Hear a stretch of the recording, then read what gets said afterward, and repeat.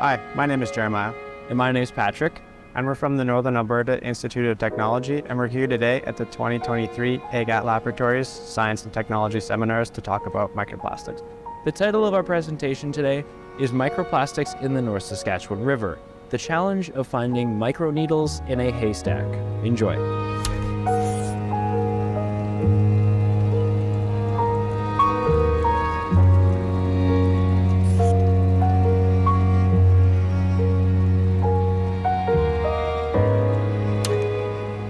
Microplastic science is a new and evolving field of environmental science and analytical chemistry. Scientists are finding microplastics everywhere. They're on every continent, in every ocean, and in lakes and rivers. Scientists are finding microplastics in multiple organisms throughout the food chain, and there's strong evidence to show that microplastics are even within humans. Before I was a researcher in microplastic science, when I used to think of plastic waste, I would always think of plastic bags and pop bottles littered in the environment.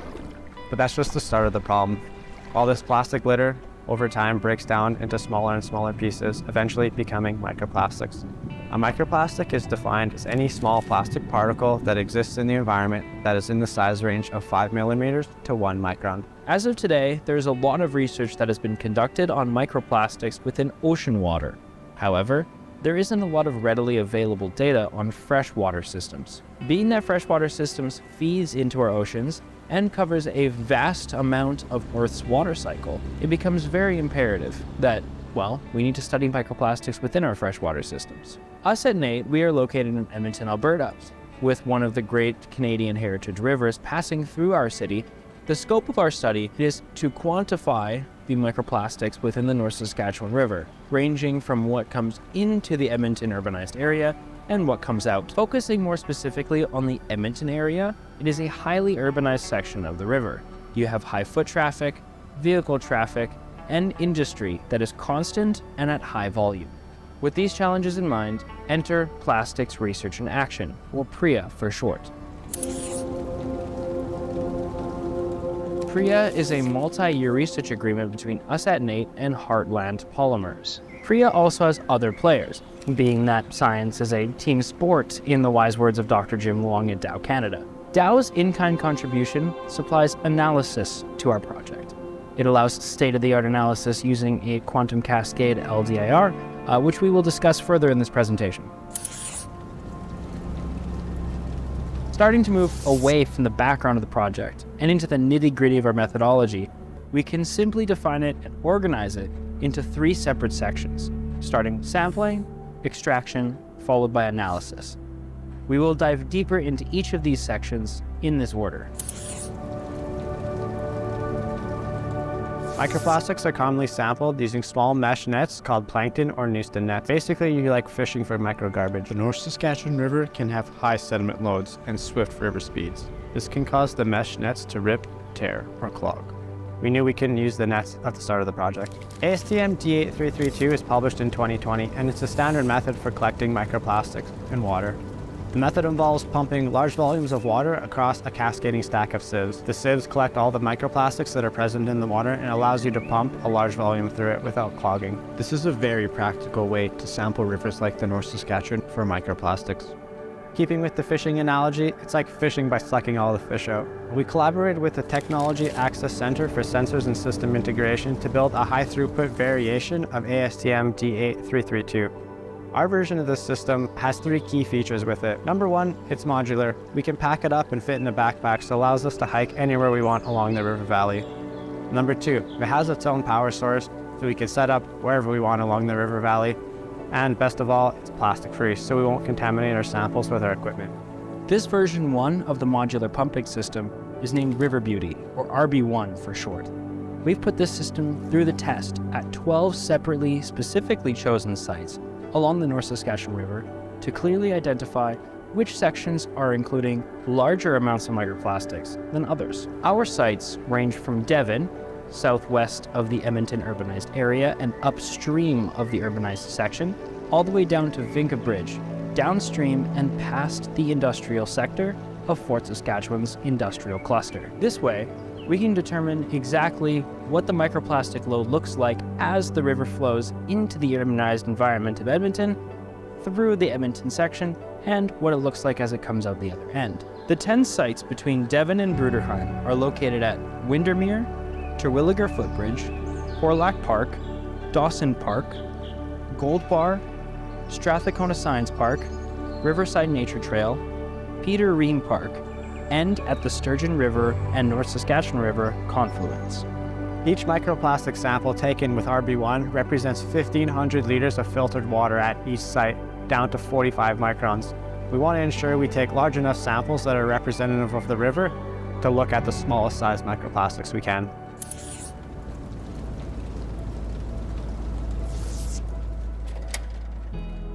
So once we collect our sample, we can start bringing it back into the lab for extraction. Now, it's a little bit more difficult than what meets the eye. It's much like taking needles out of a haystack at high degrees of accuracy without really seeing the difference between your needle and the rest of the haystack. And how we do this is based off of the principles of ASTM D8333. Now, there is some modifications to the different steps, but for now, take some time and enjoy the lab space of our microplastic extraction.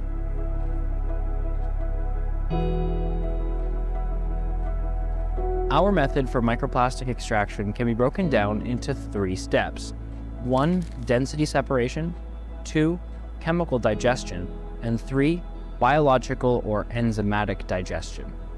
We begin our extraction journey by using the concept of density separation to remove most unwanted particulates from the sample, which is typically coarse and fine sandy sediment. Using a solution heavier in density to plastics, but lighter than the unwanted sediment in the sample, the microplastics will float to the top of the liquid medium, while the sediment settle to the bottom. For a liquid medium, we use saturated sodium iodide salt solution that has a density of 1.60 grams per milliliter, which is heavier than our target plastic, ranging from about 0.89 to about 1.38 grams per milliliter, and is lighter than most of the unwanted particulates, which particle density sits around 2.65 grams per milliliter. We follow density separation with a chemical digestion to remove organic contaminants. Specifically, we utilize hydrogen peroxide oxidation with a ferrous iron catalyst. This reaction is called Fenton's reaction, where the ferrous iron becomes oxidized, then reduced back, leaving free radicals in the process, which convert our organic contaminants in our sample to mainly carbon dioxide and water. We then briefly wash our sample with Schweizer's reagent, made up of ammonium hydroxide and copper 2 hydroxide, to dissolve cellulose material and remove it through a sieve. This also allows us to disinfect any remaining biological material from the sample. We then transfer the product into a Tris HCl buffer and add enzymes to remove specific remaining material, namely proteins and fats from tiny critters that were unfortunate enough to get caught in our sample. We finish our extraction process with a deposition onto microscope slides for analysis. Once we have extracted our microplastics from our sample, we need to determine a few things, such as how many plastics are in the sample, what kinds of plastics we have, and what are their size. All of this is possible with our in-kind partners at Dow Canada, specifically the R&D team led by Dr. Jim Wong, located at the Fort Saskatchewan site. This R&D team holds the state-of-the-art infrared instrumentation, namely the Agilent 8700 LDIR chemical imaging system. This quantum cascade laser system can obtain all the parameters we need, down to our smallest size fraction, extremely fast. Simply take the microscope slide the particulates are deposited on, and the instrument will scan each particulate down to the desired size. This allows us at NAIT to be supplied with efficient and reliable data quickly. Now that we've covered our methods for microplastic extraction, we can now dive into the challenges associated with microplastic science, namely contamination and accuracy. Microplastic contamination is, well, quite literally everywhere, in varying shapes and sizes. It will always mask the true amount of microplastics within a sample unless controlled properly.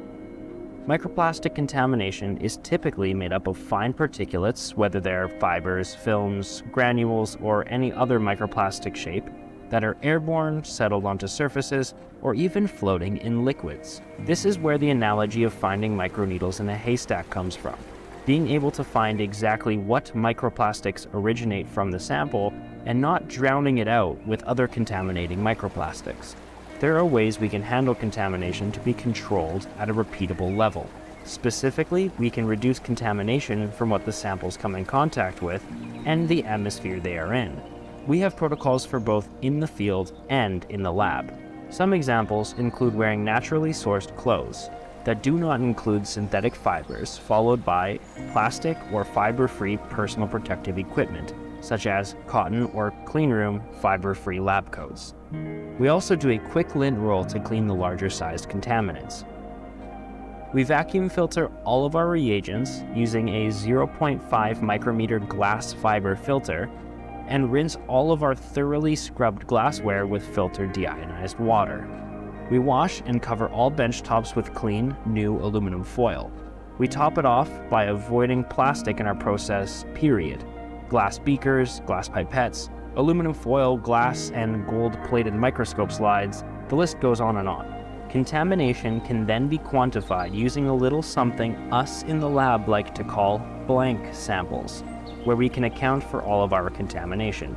Jeremiah will discuss this in further detail when we get to our results. But first, we need to see if our method is accurate. To do this, we perform something called spike recovery. Is the act of performing our entire extraction method from start to finish, but with a known predetermined amount of microplastics and counting how many come out on the other end. This is important because we can put numbers to our accuracy and repeatability. We report these numbers as percent recovery and percent relative standard deviation. We want to see a high percent recovery and a low percent relative standard deviation, which would determine our method to be highly accurate and highly repeatable. The way we perform spike recovery is by putting a counted amount of visibly colored microplastics that we created through our extraction method. Each color corresponds to different types of plastics, then counting how many are left when we complete the procedure. We calculate percent recovery using this equation here. Calculating the percent relative standard deviation, on the other hand, requires multiple replicates. We analyze our repeatability using the following equation.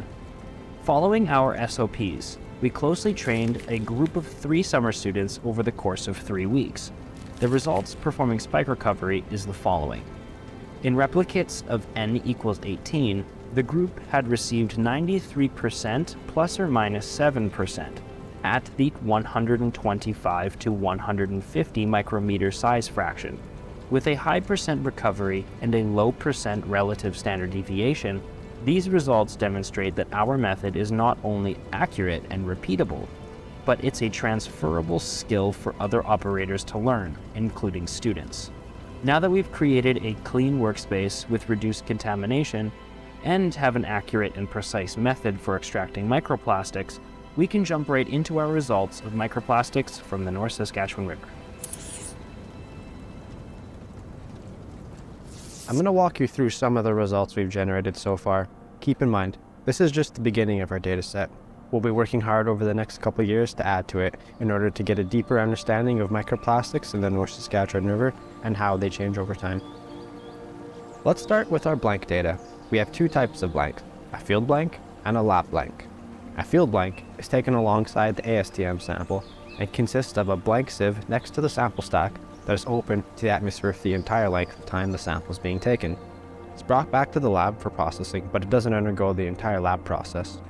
A lab blank is a mock sample that is processed alongside a real sample batch and undergoes the entire lab process to help us understand our contamination. The y-axis represents total microplastic particles. No matter what we do, no matter how hard we try, we cannot produce blank data that is completely void of microplastics. What is important, however, is that we quantify our blanks as you see here. Alright, now let's plot some sample data. We are going to change the y-axis of this graph to microplastic particles per 1500 liters. Remember, this is the total volume of North Saskatchewan river water filtered at each site for each sample. Each site is represented by a unique color on the graph, and the x-axis is plotted from upstream to downstream, representing the river flow direction as it goes through the Edmonton and Fort Saskatchewan. As you can see, the sample results are larger than our blank values. This is what we want to see when studying microplastics. It gives us a higher confidence in our results. This is in part from taking large volume samples of at least 1,500 liters, which gives us microplastic values that are greater than our blank values. Also, applying various procedural steps to minimize blank contamination with our process that Patrick alluded to earlier is crucial. Here we see that there is a visual trend as we move through the Edmonton municipal region. Remember, the x-axis is arranged from upstream to downstream, and as we move through the Edmonton and Fort Saskatchewan areas, we see that the microplastic values increase. This is not surprising, as we know from literature that urban activity can contribute to microplastic concentrations in freshwater systems. Let's look at a few more data points in more detail. First, let's focus on Hawrelak Park, the pink bar here. You wouldn't expect Hawrelak Park to have the highest microplastic concentration, but that's what our initial results show. We have some idea on why this is. This site has heavy pedestrian traffic and lots of public activity, being a beautiful spot along the Edmonton River Valley. Important to note that we have no specific incidents of people walking through the river near a sampling system when we took the sample. One interesting aspect about this site is the shoreline and how shallow it is. In fact, it's the most shallow out of any of our sites. Not only is it shallow where we sample, it's shallow for a long time upstream our sample location. Our initial hypothesis is that the water column is compressed compared to the other sites, leading to a concentration of microplastic particles. As we collect more data, we'll better understand this location. Another interesting site is Riverside Nature Trail, Site 9, located near Legends Golf Course.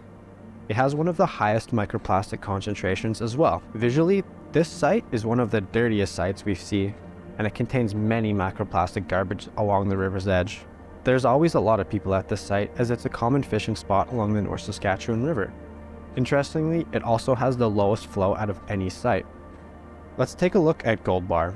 This is our 7th site along the river, and is located at Gold Bar's wastewater treatment plant near Capilano, with an effluent line that has a large discharge into the North Saskatchewan River. This effluent discharge has a peak flow of 310 million liters per day. We have 2 samples representing this site. One sample is taken upstream the effluent line, and a second sample is taken mid-effluent stream. Interestingly, the effluent has a lower microplastic concentration than the river it feeds into. This was the opposite of what we expected. According to the literature, a common microplastic source is wastewater treatment plants. We're going to continue to investigate this. It's important to mention that not all wastewater treatment plants are the same. The Gold Bar wastewater treatment plant employs many treatment strategies to clean municipal wastewater before discharging into the North Saskatchewan River. I just want to stress again that this is just a snapshot of the kind of data we're going to be able to generate. We'll be adding to this over the next couple years, providing more samples from these sites over a longer period of time, enabling us to understand trends in microplastic occurrence in the North Saskatchewan River. Going a little deeper, each bar in this graph represents a sum of 8 different microplastics. Using the LDIR DAO, targeted analysis is being done for 8 of the most commonly found microplastics. These are polypropylene, polyethylene, polyethylene terephthalate, polyvinyl chloride, polystyrene, acrylonitrile butadiene styrene, polycarbonate, synthetic polyamide, polymethyl methylacrylate. Let's take a closer look at our Hawrelak Park sample again and see what microplastics make up this total. You can see here that we have a distribution of all target microplastics present. The dominant plastics are polypropylene, followed by polyethylene. Let's compare this sample to a few others. I'll add in a sample from Site 1, Devon Voyager Park, a site just before the city of Edmonton. And let's also take a look at a sample from Site 8, Strathcona Science Park. You can see here, comparing the sites, that the dominant microplastic is polypropylene followed by polyethylene. This trend holds true for almost all samples. We're going to start to wrap up by looking at individual microplastic trends. Starting with polypropylene, the most commonly found microplastic in the North Saskatchewan River, you can see that the trend from earlier is present in this graph. Polyethylene is similar as well, with 2 small differences. First, we see a large spike at Site 9, Riverside Nature Trail, but also a large difference between duplicate samples taken at the same site at different time points. As well, we see that the gold bar mid-effluent sample has a higher concentration of polyethylene compared to the upstream sample taken just before the effluent line. Looking at polystyrene and acrylonitrile butadiene styrene, we see less of the trend. There are high values for Horlock Park and Riverside Nature Trail though. Synthetic polyamide results can be seen here, but the blank results are a bit high. These high blank values are also present in the polyethylene terephthalate results. PET is one of the most challenging microplastics as it's a common source of contamination. The most common sources of contamination for PET is synthetic materials like polyester. We're working to improve our baseline contamination results. On the other hand, we pretty much never see polymethyl methylacrylate in our blanks, so we have a high degree of confidence in these results. The same is true for polycarbonate. We've never even seen one polycarbonate microplastic particle in any of the blanks we've analyzed. This is also the least common microplastic found in the North Saskatchewan River. Finally, let's talk about polyvinyl chloride. We see nothing significant in the river before entering Edmonton, but we do see PVC numbers increase as we move throughout Edmonton. I'm going to wrap up the results section by just giving a couple quick facts. So far in our samples collected, we've analyzed 1,674 microplastic particles with an average particle count of 93 microplastics per 1,500 liters. Our blank values are around 12 microplastic particles. The major microplastic present in the North Saskatchewan River is polypropylene. And finally, we have a median particle size of 89 micrometers. Here at NAIT, we specialize in applied science. We focus on workable solutions for our industry partners. We work really hard to find these needles in a haystack. If you think about what we're doing for a second, we're taking 1,500 liters of river water and condensing it down to a few droplets on a microscope slide. We have to do this without losing any microplastics throughout the process, and more importantly, without adding any from any sources of contamination. We couldn't have done this without our industry partners at Heartland Polymers and Dow Canada. We want to thank for their continued support. We would also like to thank NSERC and MyTax. Throughout the years, PRIA has provided funding for many student experiences. This allows us to increase the scope of our work while expanding student knowledge. We want to give a special thank you to all the students that have worked on this project. To date, we've accumulated 5,000 hours of student work put into this project, spread across 10 individual students, including myself. We've worked with many eager minds, looking to have their impact on environmental science and make a difference in the world through this project. We'd like to end our presentation today by chatting to you a little bit about our upcoming work. Right now, we are in full sample processing mode, using our methods to process a couple hundred samples that we've collected over the last couple field seasons and deepen our data set. Additionally, we'll be out in the River Valley for another 2 field seasons. We have 2023 and 2024 field season, where we'll be sampling in the North Saskatchewan River. The project will end in 2025. We're also working on completing the installation of our new microplastic analysis equipment, specifically a micro FTIR and a Raman spectrophotometer. These will work as complementing agents to the LDAR at Dow and help speed up sample processing so that we can deepen our data set even quicker. We're also working with the Technology Access Center for Sensors and System Integration to further improve our sampling technique. We want to add a bunch of features to RB1 to make it easier for microplastic researchers. Finally, NAIT has received funding in order to construct a new lab. The lab is called the Circular Economy Lab, with focus on adding value to various sectors in Alberta, specifically the forestry sector, food and agriculture, and the plastic economy. There's even a little bit of space carved out for microplastic testing. And that lab space is right here.